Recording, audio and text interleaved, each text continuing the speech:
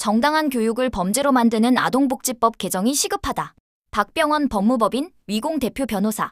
드라마 참교육의 등장까지 불러온 아동복지법의 현실. 숙지 안 해왔다고 지적하면 아동학대로 고소될 수 있는 이 법률은 언제 도입되었을까? 2000년에 도입되었다. 영훈이 남매 사건과 신혜 사건이 계기가 되었다. 영훈이 남매 사건은 30대였던 친부와 계모가 당시 5세였던 아들을 상습적으로 학대하고 7세였던 그의 누나를 살해해 암매장한 사건이다. 두 남매 모두 제대로 된 식사를 하지 못해 영양 상태가 극도로 나빴고 친부는 영훈에게 화상을 입히거나 구타하고 밥을 굶기는 등의 가혹행위를 했다. 신혜 사건은 1995년 소아암 진단을 받은 아이를 부모가 신앙을 이유로 4년간 치료를 거부 방치한 사건으로 1999년 세간에 알려졌다. 이를 계기로 가정이라는 울타리로 인하여 외부에서 알지 못한 채 학대와 방임을 받는 아동을 보호하기 위해 아동복지법이 개정된 것이다. 영훈이와 신혜를 보호했어야 한다는 범국민적인 미안함은 지극히 정당한 것이었다. 그런데 아동복지법이 시행되는 과정에서 생각지 못한 부작용이 생겨났다.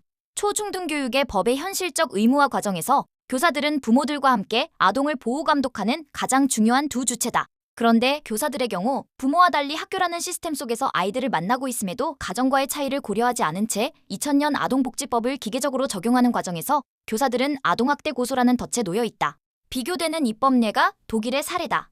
두 가지가 다르다. 첫째, 독일에서는 교사는 아동에 대한 학대 신고를 해야 하는 의무자가 아니다. 다만 아동의 교육적 상태에 대한 기록 의무만을 가진다. 둘째, 교사의 교육 지도 활동이 아동학대인지 여부는 경찰이 판단하는 것이 아니라 청소년청이 판단한다. 판단의 기준은 형사처벌 규정인 아동복지법에 해당하는지 여부가 아니라 이 아동이 현재 보호를 필요로 하는 위해 상태에 있는가를 판단한다. 이런 행정기구의 존재로 인해 독일에서는 교사에 대한 아동학대 신고가 있는 경우 곧바로 형사 절차 시작되어 교사를 아동으로부터의 분리조치가 시행되지 않는다. 청소년청에서 아동이 보호를 필요로 하는 상태에 있는 것은 아니라고 판단하면 사건이 종결되고 또 어느 정도 문제가 있다고 평가되더라도 교육적 징계 조치나 교육 조치가 명해질 뿐 형사 고소 절차로 곧바로 이행되지 않는다. 형사 고발 절차가 필요한 수준이라고 평가되어야 비로소 형사 고소로 넘어간다.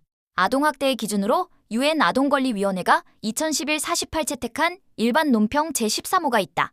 일반 논평 13호는 아동학대의 금지에 대해 정의하는 한편 아동학대에 대한 대응에 있어서도 비례성과 비형벌 우선을 권고하고 있다. 대한민국의 아동학대 법제에서 빠져있는 것이 대응에 있어서의 절차적 문제다. 현행 아동보호법은 신고자가 의심만 가져도 혹은 객관적으로는 아동학대가 아니지만 그 신고자가 나는 이 행동이 아동학대라고 생각한다라고만 해도 교사를 아동학대로 신고할 수 있도록 하고 있다. 그리고 아동학대 신고가 있으면 교육공무원법과 결합하여 해당 피신고 교사를 교육 현장에서 배제하도록 법제화하고 있다. 나는 교사에 대해 주관적으로 오인한 아동학대 신고가 있는 경우에도 독일의 청소년청과 같은 행정적 중간 절차 없이 곧바로 형사수사 절차에 회부될 수 있도록 한 현행 아동복지법이 위헌이라고 생각한다.